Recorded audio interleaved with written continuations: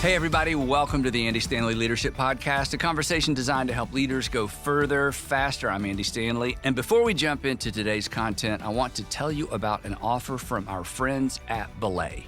As you know, leading requires being responsible for our teams and their needs. And in certain seasons, isn't it true that that requires additional time and energy, which means we need to find a way to maximize our productivity because, well, the day-to-day stuff just doesn't let up. And that's where Belay can help. For over a decade, Belay has provided busy leaders with exceptional U.S.-based virtual assistants, accounting professionals, and marketing assistants to help us stay focused on what is important. To help you get started, Belay is offering a free download of their ebook, 10 Tactics to Boost Productivity. Making your workdays more sustainable, productive, and fulfilling does not have to be out of reach. This resource from Belay is full of helpful tips and strategies for doing just that. So don't miss your chance to get a free download of 10 Tactics to Boost Productivity. To claim this offer, text the word Andy, A-N-D-Y, to 55123. That's A-N-D-Y to 55123. And now let's jump into today's content. Today we're talking about how to resist resistance to the new, novel, and the not how we do things around here. In other words, how to maintain the posture of a student rather than a critic. And joining me to unpack this topic is my way smarter than me co-host, Susie Gray. Welcome, Susie. Well, thanks, Andy. I'm excited to dive into this topic because it's something I think all leaders wrestle with at some point. Yep. Innovation and new ideas are what move our organizations forward, but they can often feel like interruptions or threats even to the systems that we've put into place. I feel like they most always do. Definitely. Yeah. And I know this is something, Andy, you've been talking about for many, many years. Yep. And so why do you think it's so critical for leaders to embrace a mindset of being a student rather than a critic? Well, I think primarily because new ideas and new approaches or new innovations never come from the people who are currently in charge, right? Yeah. They're never my idea. If they're my ideas, they're good ideas, right? If they're somebody else's ideas, it feels a little bit threatening. And the people behind the current ideas, products, and approaches at all of our organizations, the people who in some instances, and this is the case for me, actually paid a price, invested years to make the status quo the status quo. Initially, it's like, wait a minute, I thought we were doing well. Great. Yeah, I love these ideas. Mm-hmm. The next thing, and we have talked about this some, the next good idea often originates with the next generation of leaders, not the current one. And oftentimes that means these new ideas or these innovations originate from the second or third tier in the organization. Yeah.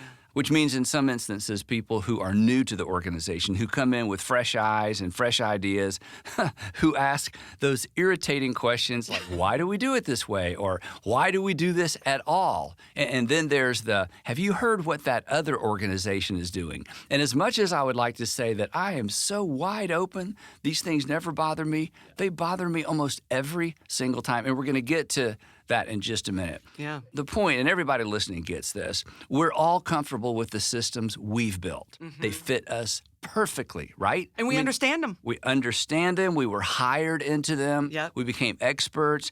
And the problem is we can get so comfortable that we hang on even after they stop working or start working as well as they used to. The very thing most leaders have criticized other older leaders for doing. Mm-hmm. And I so badly don't want to be that leader, because all of us at some point probably worked for people who held on to things too long or did things the way they've always done them just because that's how they were always done. And we were so frustrated. And now some of us are in the position to where we're the they. Yeah. And we just don't want to be that they. Yeah. So the temptation is always to dismiss or critique new ideas because they're disruptive, as you said, they're inconvenient, they're threatening, but dismissive, head in the sand leadership is a strategy for irrelevance. And one of the reasons I like talking about this is I want to be reminded of this. If you want to speed your organization or your department or product toward irrelevance, just refuse to be a student, right? Just be a critic. Just maintain the posture of a critic. And initially, and here's the thing that's so deceiving, initially, you sound like an expert, right? Because people show up with new ideas or innovations or they want to change things, and we immediately begin to pontificate about Here's why it won't work. That's right. Here's why it won't work. We tried that. We've already tried that. Why do you think we're doing it this way? And it began because we're the leaders, or we're the founders. Our words carry so much weight, and we sound like the expert. And the thing is, if you're in charge, most people aren't going to question your endless pontifications as to why the new idea or approach is just different for different sake. But the handwriting's on the wall. The clock is counting down backwards. Irrelevance is just around the corner. It may be a long corner, but it's coming for us. Woo. That sounds so ominous. That does sound so ominous, but it's such a good point because it's so true. Yep. Because I think every leader listening can relate to that. So, Andy, let's start here. Why is it so hard for established leaders to embrace new ideas? Well, there are probably several reasons. Pride of authorship, established reputation around a product or service. This was actually Andy Grove's story with Intel. We've talked about that before. We make chips, and the Japanese are like almost putting them out of business. But this is what we do. This is what we do. We make computer chips, right? Yeah. Sometimes we just enjoy not just what we do, but how we do it. So change feels like a personal loss. It may take the joy away from our job. Age can be a factor. I mean, think about it this way. The less time or the less life we've invested in something, the easier it is to let go of it or change it. Right. But if you're 20 or 30 years in, change feels like you're losing part of yourself. But back to your question of why this is so hard, perhaps threading its way through all of those excuses or reasons are two factors: pride and insecurity. Ooh. And what I want to say next is so important. It's really important for everybody. And I've talked to my kids about this, but it is really important for leaders. Here's the thing. Humans naturally resist things they can't control or don't understand. We naturally resist, initially, we just naturally resist anything that we can't control because we feel out of control, and nobody wants to feel out of control. And we resist things that we initially don't understand. It's just human nature. And the reason control is a factor is that when something new is introduced, or worse, forced on us, we feel, like I said, we feel out of control. We feel off balance. So we resist in order to maintain or regain our balance. Again, it's just natural, and in some instances, it's necessary. And regarding insecurity, this could be a whole podcast topic. When we allow our identity to be defined by anything other than our values, in other words, what we value most, whenever we allow our identity to get wrapped around anything other than our values, we set ourselves up to be unduly impacted by insecurity. And here's why I say that. When our identity, or what we perceive gives us worth, is tied to accomplishment, a product, an organization, our reputation, or even ideas, anything that threatens those things will feel personal to us, like a personal attack. Again, attack an idea that I've built my reputation or career on, and I feel attacked. So what do? I'm going to push back, which means I run the risk of pushing back on a great idea because it threatens not my ideas, it threatens me. Wow. And leaders must consciously, intentionally, proactively work not to allow themselves to fall into that trap, because every product, accomplishment, great idea, groundbreaking product or service has a shelf life. Every single one of them. Your best idea, my best idea, shelf life. Every single one. But values don't have a shelf life. Values carry through for a lifetime. And the shift from values, and I know we're kind of off the topic here, Susie, so let me finish my thought, then you can get me back in the lane. Right? Bring you back. This shift from values to reputation and recognition is so subtle that we have to pay attention. So practically speaking, this is where I think many great leaders really stand apart from the pack. Great leaders recognize that internal tension, and I want to talk about that fear.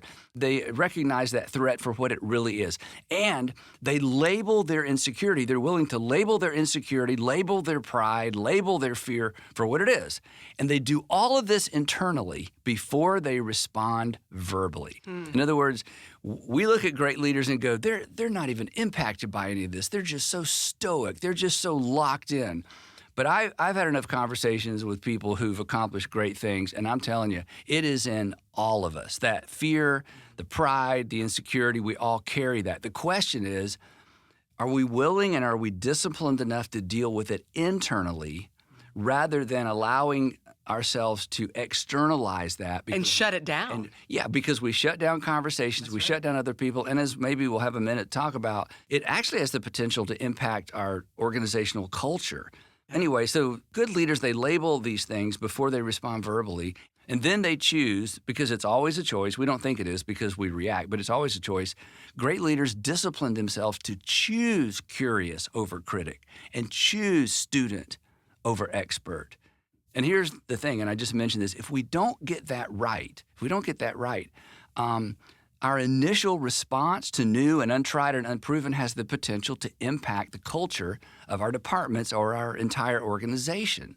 So as leaders, we have to check ourselves. When we feel that knee-jerk reaction to say, that won't work, we tried that, we did that, where are you from? When one day you'll understand, whatever it is. We just have to pause and ask ourselves, okay, is this insecurity talking? Is this fear talking? Is this pride talking? And if we're going to initially push back on anything we don't understand or we can't control, that's usually what's doing the talking.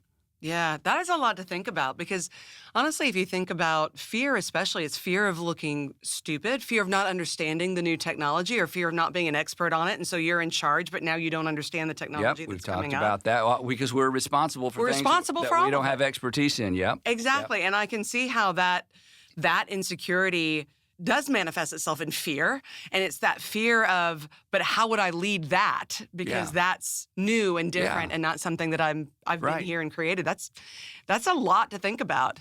And maybe even another podcast topic like you said. I know. Well, as I was thinking through this conversation, I thought of 2 or 3 things. We've been doing this. We're in our 30th year. So there have been so many times people have brought ideas to me that I just had to decide, I'm just going to trust you with this. I'm just going to trust them with this. And in most cases, they work out. In some cases, we wasted a lot of time and some resources. But I just don't want to be hey, it doesn't make sense to me, so it doesn't make sense. It doesn't make sense, period. Yeah, right. Yeah. I don't understand it, so it doesn't make sense. I just don't want to be that person. But I have that internal thing where it's like, Andy, just be quiet. Andy, be a student, not a critic. Be a student, not a critic. So anyway. That's so good. I have definitely seen that in you over the years, for sure. Well, it's because you've brought me great ideas, and I never understand them. I don't know. Everybody in the studio is laughing right now because they know it's true. That's why I introduce you as Susie, who's way smarter than me. It's like, it makes sense to Susie, so it makes sense to someone. Even if it's only God, it makes sense to Susie Somebody and gets God. what I'm trying to say. Right. Wow, yeah. Well, on this topic, can you reduce this to some first steps, some practical ways to shift our thinking? Because consequently, our initial response, if we shift our thinking, will be shifted. Regardless of what's going on in our heads, what we say and do, and even our facial expressions when someone says something that we're like, what? I know. Yep. Is so important. So give us some tips on how to manage that and how to navigate that. Well, I think, first of all, we just have to decide, I will be a student first and a critic second, or not at all. I will be a student first, regardless of how outlandish or crazy or expensive. I will be a student first and a critic second, or not at all. By not at all, I mean I won't be a critic at all, but I'm definitely going to be a student. In other words, we decide that before I critique something new, I need to commit to understanding it, which means I have to ask questions. Yeah. Not critical questions like, are you crazy? Why do you think that would work? Why do you think that would work? Where are you from? How old are you? That's right. Tell me about your former employer anyway, where you've been. No, because the right questions express curiosity, and curiosity opens people up. I mean, curiosity, when you're curious about a person or an idea a person's bringing, that opens them up. So we got to ask questions, be curious, be a student, again, not a critic. And again, if you don't understand something, just don't dismiss it. Study it. I love this quote from Sam Harris. He just threw this out in a podcast years ago, and I've been giving him credit ever since. He said, we must pay attention to the frontiers of our ignorance. Oh, so I good. just love that. It's so visual. Pay attention to the frontiers of your ignorance. And no matter how successful you are or we are as leaders, there's a point to where we just are confronted with our own ignorance, our lack of experience, whatever it might be. So I think it all begins with, I'm going to decide to be a student first and a critic second if I need to be a critic at all. So that's the first thing to get us started on, practical tips to become a student, not a critic. Yep. What's another one? Well, second thing is something we talk about all the time. That is listen to the next generation, the generation coming along behind us. And the older you get, the more of them there are, right? If you're 30, you got about 7 years of people that are, coming along behind you. But you get my age, there's gobs of them, right? Al Ries, and I think it's his book, Focus, he says, the next generation product rarely comes from the previous generation. This is a quote I have written down that has followed me from office to office for years. The next generation product rarely comes from the previous generation, which means we have to listen to the generation coming along behind us. And then also in that same book, he talks about the temptation for leaders, older leaders or successful leaders, to want to straddle the ditch. In other words, we want to keep one foot in the past and just put one foot in the future, just in case it doesn't work out. In case it doesn't work out, and how that is a recipe for disaster, right? You have to fully commit. Yeah. And again, the more successful you are, the more risky that is. But if we're going to be a student, not a critic, we've got to listen to the next generation. And then when we decide to move, you got to move. You got to go forward. So backing up a little bit. So when it comes to the next generation, it involves inviting them into the conversation. Innovation in any industry generally happens at the edges. So we have to listen to people on the edges of our organization or our industry. That's where the fresh ideas come from. And whenever possible, to allow them within the context of an organization to take some risk, to fund some projects, fund some things, let them try some things. And then not to punish failure. Right. Yeah, that's a big no-no. You punish failure, people quit You're taking done. risks. Yeah, failure is we've learned something. That's all a failure is. Hey, we've learned something. Again, that's how we learn. And when we quit taking risk, again, the clock starts ticking backwards. So that's the second thing. I just want to press in a little bit of what you just said about listening to the people on the fringes of your organization or industry.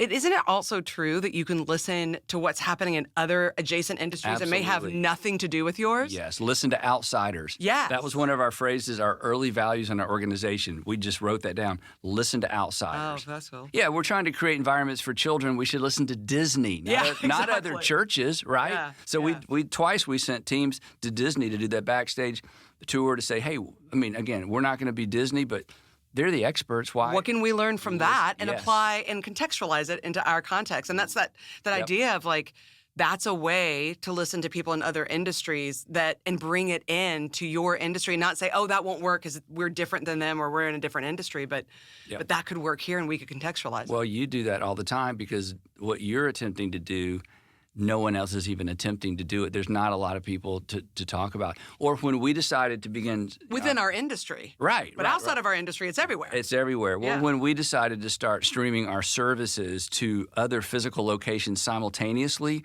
with different video formats that were going to be locked up, nobody in our industry was doing that. In fact, when we would go to these trade shows and say, we're looking for technology to do this, they would say, why would you do that? Why would you want that? You're changing camera to camera. You're going to get different shots. We're like, no, we want to send 2 different shots that people can see both of them at the same time.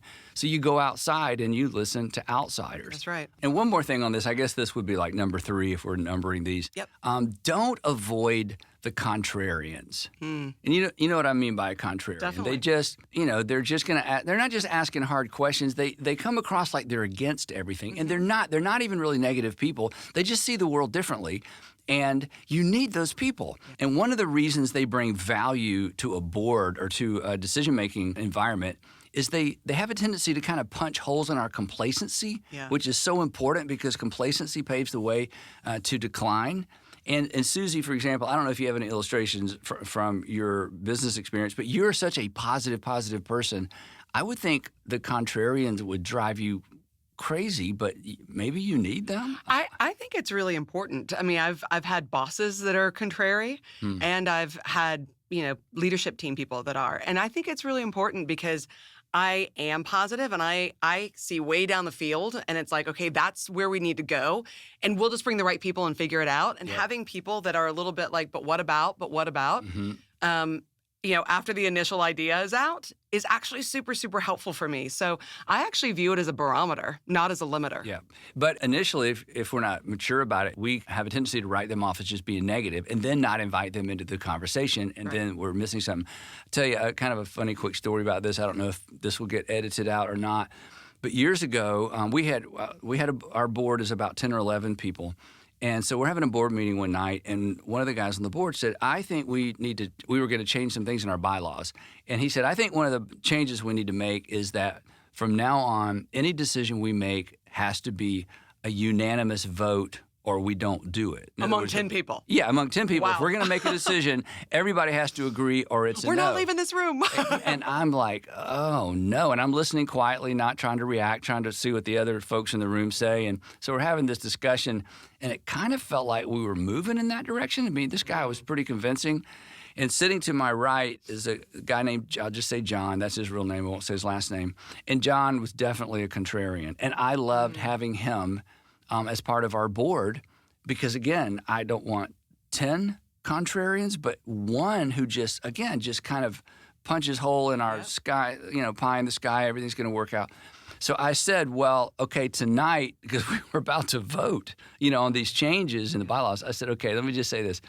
If you guys, because we only needed 2/3 majority that night to make the decision that from now on we need 100%, I know. Right. I said, if you gentlemen make this decision, you just need to know that I will have a hard time wanting to include guys like, and I pointed to John, he's sitting right next to me, John on our board, because John is a natural contrarian, and I want his voice in the conversation. But if we have to be unanimous on everything, we'll never get anything done. Right. And he laughed. I mean, he was, again, I was talking about it in front of him. Yeah. Yeah. And then I said to this gentleman who felt passionate about this, he was on a board of a really wonderful nonprofit, but he was talking about how this is how they did it in their organization. Right. And I said, well, how many people are on your board? And he said, 3.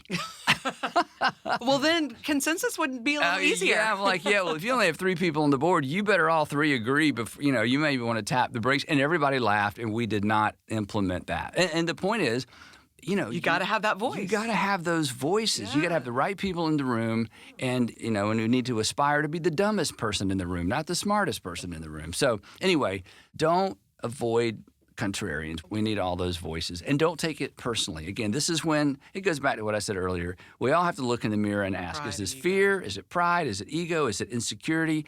I need to deal with that internally. Externally, I need to be curious, ask lots of questions, and affirm the creativity and the innovation even of the people who are new to the organization, and really maybe they don't know what they're talking about, but that's okay. Keep that stuff coming because we want the newest and the best ideas flowing. The thing is, I want my reputation personally, and I want the reputation of the board to be, in the broader organization, a group of people who are open to change and open to new ideas. And that initial response says it all. And I've heard you say before that organizations that reward curiosity actually outperform those that don't. So how does that play out in real time? Yeah, that's absolutely true. Here's a great marketplace illustration that probably everybody's already familiar with. In tech companies, this happens all the time. I mean, I think it's Google. Yeah, it's Google. They give their team members a budget and then time to experiment with ideas. Even if the projects fail, again, they don't penalize failure. The point being, here's an organization that wants the best ideas and the brightest people, and so they reward them with the opportunity to try things and to do things. And all of this flows from the fact that they have attempted to build, basically a learning organization or a culture that values learning over just being right all the time. Right? One of the tech companies I was with, I actually ended up, my last role in that organization was leading a proof of concept team. Oh. And it was literally, we had a budget to go experiment and try stuff. And it was the most fun. But also, it was, you had metrics that you were doing and you had things that you had to kind of, but it wasn't. You had a day job. You had a day job, but you also had like, hey, you're focused on doing something that's coloring outside of the lines, doing something around the edges. Yep. And I think that's why, the organization was being so successful is because they were focusing on, we've got to do more of that. Yeah. Yeah. Well, for our podcast listeners that are thinking, oh, yeah, that would be great, but in my industry, in my organization, there's no room for that. I just want you to remember something. I work at a church. If you think there is resistance to new and innovative in your organization, trust me, there is probably no organization in the world that is more stuck or tends to be stuck in the past and don't do it differently than the church. Because in our world, things are so tied to theology, people feel like you're going against God to mess with certain things, experiment around the edges. The model of how you do stuff becomes a theological issue. Oh, yeah, there's chapter and verses. Yeah. Says that is not God's will for us. So I understand the resistance and the pushback, but the point is, if you love your organization and if you love your mission and if you love your product, or if you're passionate about what you're doing as a nonprofit, you have to be forward thinking and you have to be curious and you have to be a student and you have to pay attention to the frontiers of your ignorance. And again, to kind of put this in a theological context, I mean, every religious text, Christian or non, has something to say about pride. Yeah. And that pride is not a winning strategy relationally, in marriage, in business, in the world. So again, when we sense our insecurity and our pride, that is our enemy, not the people on the other side of us in the meeting. So anyway, moving on. Yeah, so true. So as we wrap up, what is a takeaway for leaders listening to this podcast today? A couple of things. If you want to lead an organization that innovates, it starts with you. It starts with your response to ideas. Not that the innovation is your idea. It's your response to those ideas. So you got to remember that. When someone brings you a new idea, no matter how crazy it is, be a student first, ask questions, get curious, and when you find something worth testing, then you invest in it. The next big breakthrough is not going to come from the people who are guarding the status quo. That never happens. It'll come from those who are willing to learn and experiment and listen. And as leaders, we need to create the space and provide the resources for that to happen. And we're the ones that control the budgets oftentimes, so consequently, that really is up to us. Well, that is so true. Yep, and unfortunately, that is all the time we have today. But we're going to talk about this again in the Reverb episode. So thank you so much for listening. And before we leave, we have one ask, and that is to subscribe to the podcast. When you subscribe, you help us grow this audience, which allows us to keep improving, bringing you great guests and great content to help you as a leader go further, faster. And be sure to visit the andystanley.com website where you can download the Leadership Podcast application guide that includes a summary of this entire discussion, plus questions for reflection for your team. And again, as I said, make sure you join us next week for the Reverb episode, where Susie and I will dig even deeper on embracing curiosity right here on the Andy Stanley Leadership Podcast.